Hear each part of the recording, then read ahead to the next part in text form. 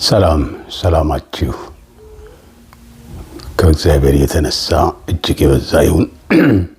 ስለ መሪነት አራት ነገሮችን ነግራቸዋለሁ። አንድ መሪ በሚመራበት ጊዜ ሊያውቅ የሚገባ አራት ነገሮች አሉ። የመጀመሪያው ትህትና ነው። መሪ ትልቁ ባህሪ ትሁት ነው። እግዚአብሔር ከሚሰጠው ጥበብ የመጀመሪያ መሪነት ኳሊቲ ዝቅ ያለ ነው። ኢየሱስ እንደዛ ሆኖ ነው ያገለገለው። ትሁት ሆኖ የሐዋርያትን እግር ያጥብ ነበር። በእግዚአብሔር ላይ የሚደገፍ መሆን አለበት።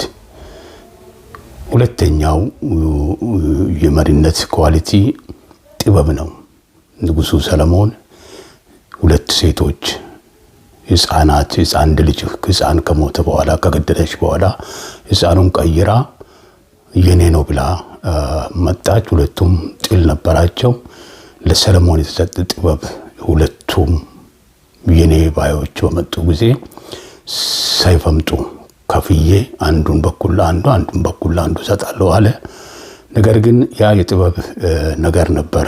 ሰለሞን ሁለት ቦታ ለመክፈል አስቦ ሳይሆን የማን እንደሆን ለማወቅ እግዚአብሔር የሰጠው ጥበብ ነበር። ዛሬ ቤተክርስቲያንንም ሌላም ጋር ተመድበን ስንሰራ በመሪነት በጥበብ መሆን አለበት።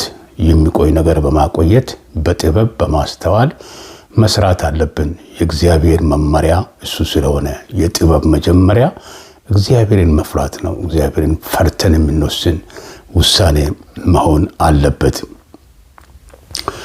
ሶስተኛ ታማኝነት ነው። ታማኝነት ብዙ ጊዜ ለመሪነት ዋና ኳሊቲ ነው። መሪ ታማኝ ካልሆነ ህዝቡን ሊያሻግር አይችልም። መሪን ታማኝን መሆን የሚችለው ዝም ብሎ ስለታመነ ሳይሆን በሰዓት ታማኝ መሆን አለበት። ለሚመራ ህዝብ ታማኝ መሆን አለበት። ለአገልግሎቱ ታማኝ መሆን አለበት። እግዚአብሔር ለሰጠ እድል ያ እድል የሚገኝ እድል አይደለም። እሱ እግዚአብሔር ስለሰጠው እንጂ መሪ ሆኖ እዛ ቦታ እንዲመረጥ የሰጠው እግዚአብሔር ስለሆነ ለዛ ለሰጠ መሪነት ታማኝ መሆን አለበት። ሙሴ እግዚአብሔርን በመስማት ታማኝ ነበር። አራተኛና የመጨረሻ የወደፊቱን ራዕይ የሚያጎለብት መሆን አለበት። የወደፊቱን መሪዎች የሚያሳድግ የሚለይ ያን ማን ነው ሊተካ የሚችለው? ብዙ ጊዜ ቤተክርስቲያን ውስጥ ምንም መሪ ሳያፈራ ምርጫ ጊዜ ይደርስና ማን እንደሚመረጥ በጣም ግራ ይገባል ሰው። ስለዚህ አንድ መሪ እሱን ሊተካ የሚችል